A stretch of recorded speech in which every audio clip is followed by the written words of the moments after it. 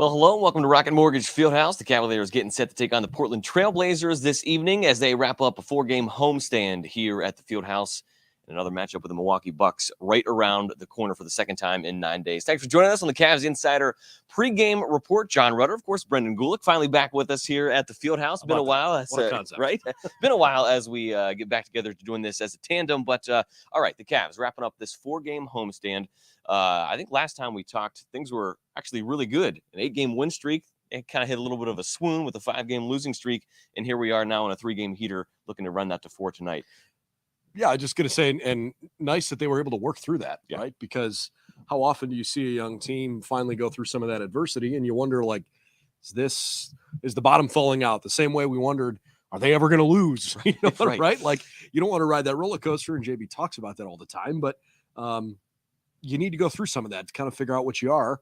And I think it's been nice to see that this team has kind of found a way to level it out a little bit. Still some injury issues. Dean Wade probable, and of course JB not giving a whole lot of insight into whether or not he will actually play this evening or be out there on the floor. Kevin Love still dealing with a hairline fracture in the thumb, so we'll see how that limits his play. He did test it out the other night. He did play about 11 minutes, but he did not look like himself when he was out there on the floor. Yeah, and it sounds like from what JB was kind of alluding to, it's even more than the thumb tonight. He's actually dealing with a little bit of an illness. He said, look, I'm not going to sugarcoat it. It's painful for him. And there's going to be a pain management, part to this moving forward. But it actually, to me, sounded more like it was less thumb and more, I'm sick of whatever's bothering Kevin tonight that's going to keep him out. Yeah, definitely going to be keeping an eye on that as we move forward. All right, as far as Darius and Donovan Mitchell are concerned, we've talked a lot about over the last week or so, specifically over that 5-game losing streak, about the Cavs paying close attention to details and closing things out over the last 5 minutes. They have certainly cleaned up some of those issues that were popping up during that losing streak. As we look forward to this matchup here with the Portland Trail Blazers tonight, some things that you're hoping to see from the backcourt tonight. I want to see consistency. We've seen extremely high level play from them at times, and frankly, at most times, but maybe not at all times. And I think when things were rocky for them, it was probably a little bit less energy on the defensive end of the floor, which will drive this coaching staff nuts because JB makes it pretty clear. He's like, look, you can have an off night shooting, but you control your own effort. That's a decision you make internally. You either bring it or you don't. I am hopeful that without Portland's best option on the floor and Damian Lillard tonight, he's also out, that should theoretically lead to a good night for the Cavs. Whenever you're missing someone with that kind of high-end game, you think things are going to go well. But I just want to see consistency. You kind of know individually what you're capable of getting with those two guys, and they clearly have great, rapport with one another. It's a chance to close out a homestand with a perfect record here at home and then go back on the road against another tough team. Yeah, for sure. And no details on the exact starting lineup tonight, but the Cavs have been rolling out a starting 5 of Darius Donovan, Lamar Stevens, Evan Mobley, and Jarrett Allen. We asked a couple of Lamar Stevens questions here in JB's pregame press conference this evening. It does sound like he may be continuing to assume that role in the starting lineup here moving forward. And look, when JB was talking about how he landed on that combination, he actually gave a pretty colorful answer. Said, I was just kind of, we're looking for a shakeup. I was just kind of throwing some things at the wall, and that's what stuck right now. I thought Lamar has actually looked pretty good so far, all things considered.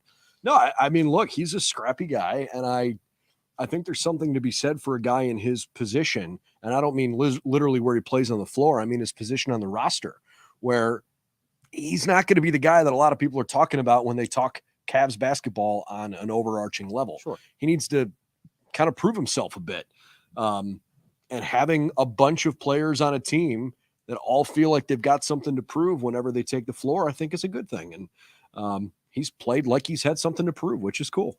And as far as his defensive capabilities as well, I know that we talked a lot about offense with regards to that role in the small forward position. Karis LeVert obviously winning that coming out of training camp in the preseason.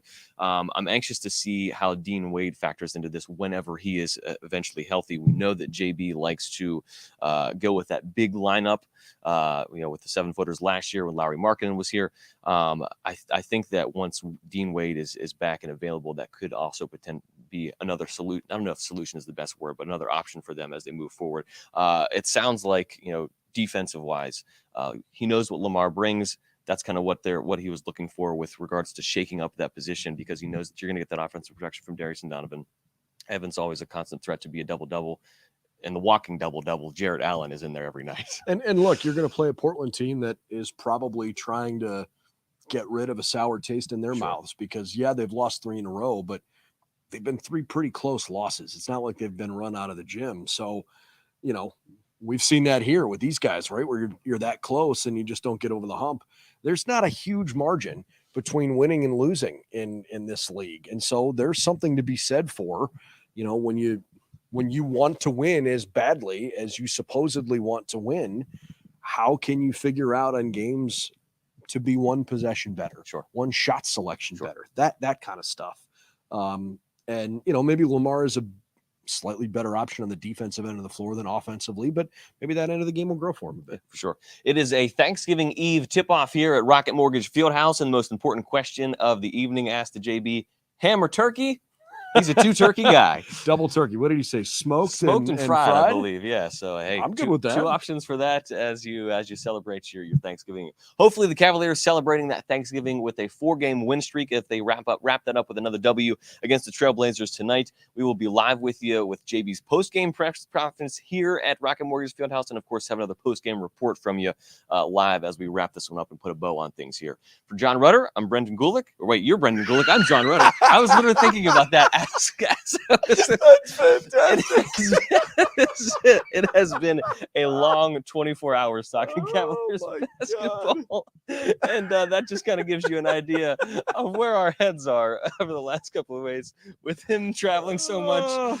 I've literally driven 3,000 miles in the last 3 weeks. Which is one of the reasons why he hasn't been with us on a regular basis here. But so Brendan Gulick. Nice to meet you, John. Brendan, John. Thanks for tuning in on the Cavs Insider Pregame. Never know what you're going to get here. Hopefully things go a little smoother for the Cavaliers tonight and for us when we are back here this evening. Thanks for watching. We'll see you here as we wrap things up for this evening.